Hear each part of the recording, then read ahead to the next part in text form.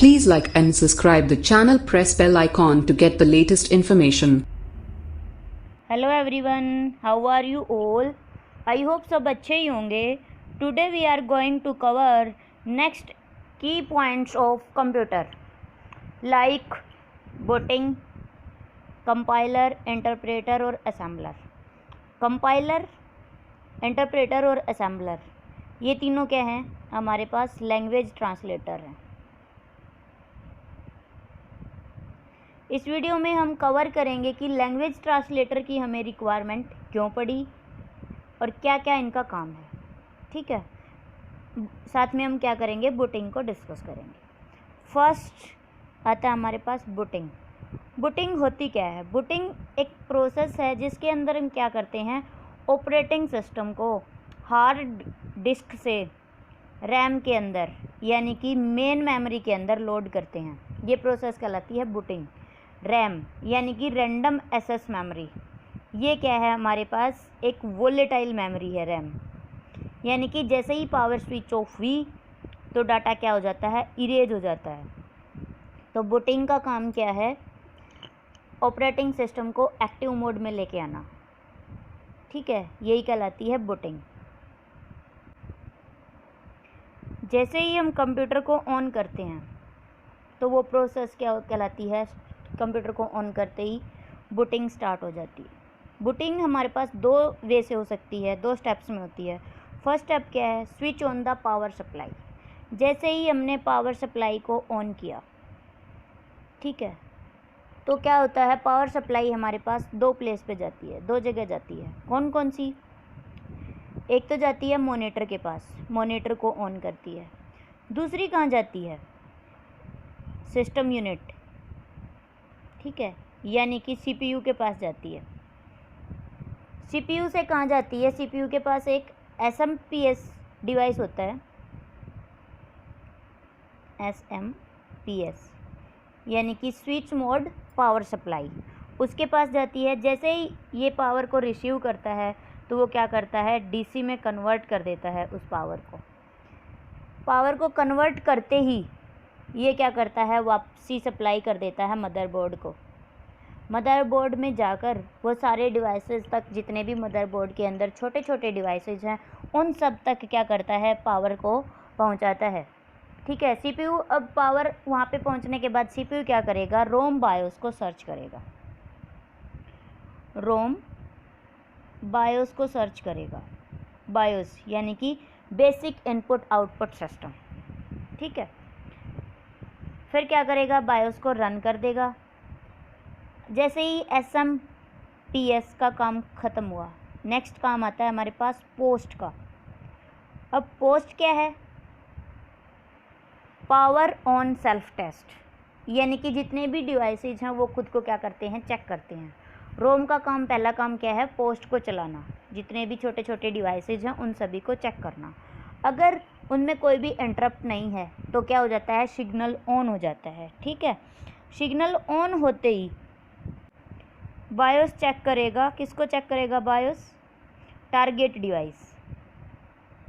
Target device कौन है हमारे पास, ओएस को चेक करेगा. कहाँ से चेक करेगा, कहाँ से सर्च करेगा, कहाँ पे पड़ा है वो, किसी हार्ड डिस्क के अंदर, किसी पेन ड्राइव के अंदर, उसको सर्च करेगा. और सर्च करते ही सेकंड काम क्या हो जाएगा, वो उसको रैम पे लोड कर देगा. ठीक है, रैम पे लोड कर देगा. रैम पे लोड होते ही सारा कंट्रोल किसके पास आ जाएगा, ऑपरेटिंग सिस्टम के पास आ जाएगा. और ऑपरेटिंग सिस्टम सारा कंट्रोल करता है, सारे फंक्शन करता है. ये सारी प्रोसेस हमारे पास क्या कहलाती है, बूटिंग कहलाती है. आई होप क्लियर हो गया होगा. अब आती है हमारे पास बूटिंग, दो टाइप की होती है, टू टाइप्स ऑफ बूटिंग. कौन कौन सी, cold booting and warm booting. Cold booting also called soft booting. ठीक है, ये कौन सी होती है, जैसे ही आप सिस्टम को ऑन करते हो, स्टार्टिंग में ही सिस्टम को ऑन किया, लैपटॉप को, कंप्यूटर को, तो क्या हो जाता है, आराम से बूटिंग कंप्लीट हो जाती है. तो उसको बोलते हैं हम कोल्ड बूटिंग. ठीक है, अब आता है वार्म बूटिंग. वार्म बूटिंग क्या होता है, कई बार क्या होता है, काम करते करते सिस्टम क्या हो जाता है, हैंग हो जाता है. ठीक है। या फिर वर्क क्या कर लेता है, बहुत स्लोली वर्क करता है, तो उसको हम क्या करते हैं, रीस्टार्ट करते हैं। ठीक है, तो सिस्टम क्या कर रहा है, सिस्टम को शट डाउन करके ऑन कर रहे हो तो उसको बोलते हैं हम warm booting. I hope clear हो गया होगा। ये देखिए, when the system is already running needs to restarted और reboot, it is called warm booting. Warm booting is faster than cold booting. Next topic आता है लैंग्वेज ट्रांसलेटर, कंपाइलर, इंटरप्रेटर और assembler. सबसे पहले क्वेश्चन अराइज होता है कि language translator की रिक्वायरमेंट क्यों पड़ी, why we use language translator. I think सबको पता होगा कि लैंग्वेज दो टाइप की होती है। कौन कौन सी, हाई लेवल लैंग्वेज और लो level language. High level language कौन सी होती है, ह्यूमन रीडेबल यानी कि यूजर रीडेबल, प्रोग्राम रीडेबल। जो प्रोग्रामर प्रोग्राम बनाता है वो किस लैंग्वेज में बनाता है, हाई लेवल लैंग्वेज में। जो कोडिंग यूज़र करता है या जो कोडिंग हम कर रहे हैं वो कौन सी होती है, हाई लेवल लैंग्वेज। लेकिन कंपाइलर इस लैंग्वेज को नहीं समझता, हाई लेवल लैंग्वेज को कंप्यूटर अंडरस्टैंड नहीं करता। ठीक है, कंप्यूटर कौन सी लैंग्वेज को एक्सेप्ट करता है या अंडरस्टैंड करता है, वो होती है हमारे पास बाइनरी लैंग्वेज या मशीन लैंग्वेज। वहाँ पे वो डाटा होता है 0 या फिर 1 की फॉर्म में। ठीक है, तो सबसे पहले रिक्वायरमेंट इसीलिए पड़ी हमें हाई लेवल लैंग्वेज को लो लेवल लैंग्वेज में कन्वर्ट करने के लिए हमें रिक्वायरमेंट पड़ी किसकी, लैंग्वेज ट्रांसलेटर की। आई होप क्लियर हो गया होगा, क्योंकि जो कंप्यूटर है वो कौन सी लैंग्वेज समझता है, लो लेवल लैंग्वेज। ठीक है, आई होप क्लियर हो गया होगा। Computer only understand machine language.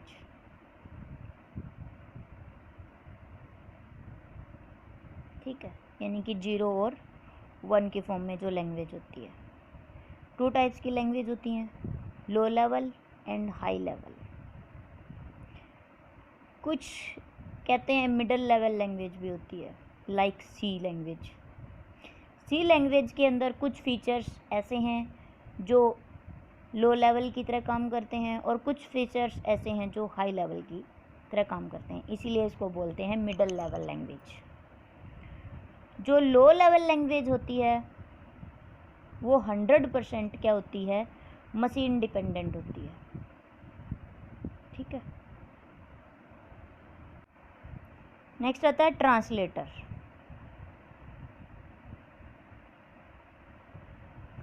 Translator क्या है, ये एक कन्वर्टर है जो सोर्स कोड को टारगेट कोड में कन्वर्ट करता है या फिर ऑब्जेक्ट कोड में कन्वर्ट करता है। यानी कि हमारा टास्क क्या है यहाँ पे, यूजर या फिर ह्यूमन रीडेबल लैंग्वेज को लो लेवल लैंग्वेज में कन्वर्ट करना। ठीक है, ट्रांसलेटर क्या करता है, एक इंटरफेस प्रोवाइड करता है to read low level language. एक इंटरफेस प्रोवाइड कराता है to read low level language. Translator हमारे पास 3 टाइप के हैं, कौन कौन से हैं, कंपाइलर, इंटरप्रेटर और असेंबलर। ये तीनों पॉइंट ऑफ एग्जाम बहुत ही इम्पोर्टेंट हैं। हर कॉम्पिटिटिव एग्जाम में यहाँ से क्वेश्चन पूछा जाता है। पहले आता है कंपाइलर। कंपाइलर क्या है, ये देखिए, compiler high level language, compiler और लो लेवल लैंग्वेज। यानी कि कोई भी डाटा लेता है, उसको चेक करता है, उसमें कोई एरर तो नहीं है। अगर कोई एरर है, like semantic error, data type error, data definition, data language, user error, कोई भी एरर है उसको चेक करता है, फिर उसको क्या करता है, एग्जीक्यूट करता है, एग्जीक्यूशन करता है उसकी, ठीक है। कंपाइलर क्या करता है, कंपाइलर सोर्स कोड लेता है, उसको कंपाइल करता है मशीन कोड, या फिर हम कह सकते हैं एग्जीक्यूटेबल फाइल। इसमें क्या होता है, डाटा वो साथ में ही नहीं लेते, यहाँ पे देते हैं, ठीक है। यानी कि कंपाइलर के बाद, कंपाइल करने के बाद हम इनपुट देते हैं, ठीक है। डाटा दिया, उसको एग्जीक्यूट किया और फिर मिलेगी हमें आउटपुट, ठीक है। ये क्या है, एक इंडिपेंडेंट डाटा है, यानी कि यहाँ पे हम वैल्यू इनपुट में हम इंटीजर वैल्यू भी दे सकते हैं, फ्लोट वैल्यू भी दे सकते हैं, कि यानी कि हम स्टार्टिंग में यहाँ हम डाटा को फिक्स नहीं करते कि जो हमने डाटा दे दिया, एक प्रोग्राम बनाया और सिर्फ उसी की आउटपुट मिलेगी। कंपाइलर के अंदर जो इनपुट है वो एग्जीक्यूटेबल फाइल के साथ दिया जाता है, ना कि सोर्स कोड के साथ। ये क्वेश्चन बहुत बार पूछ लिया जाता है कि कहाँ पर हम कंपाइलर में इनपुट फाइल किसके साथ देते हैं, सोर्स कोड के साथ या एग्जीक्यूटेबल कोड के साथ। तो एग्जीक्यूटेबल फाइल के साथ हम इनपुट देते हैं, उसके बाद ही हमें आउटपुट मिलती है, ठीक है। कंपाइलर हमारे पास कौन कौन से हैं, जैसे टर्बो सी हो गया और GCC हो गया, GUI हो गया, ये सारे क्या हैं हमारे पास, जस्ट इन टाइम, ये सारे हमारे पास क्या हैं, कंपाइलर हैं। सबसे इम्पोर्टेंट थिंग क्या है, कंपाइलर कौन सी जनरेशन से बिलोंग करता है, 3rd जनरेशन लैंग्वेज से बिलोंग करता है कंपाइलर, ठीक है। और क्या करता है कंपाइलर, पूरे पेज को एक बार में ही क्या कर देता है, कन्वर्ट कर देता है, ठीक है, जितना भी सोर्स कोड है। आई होप क्लियर हो गया होगा कि कंपाइलर के अंदर क्या क्या होता है। नेक्स्ट आता है इंटरप्रेटर। इंटरप्रेटर क्या करता है, इंटरप्रेटर का काम भी कंपाइलर की तरह ही है।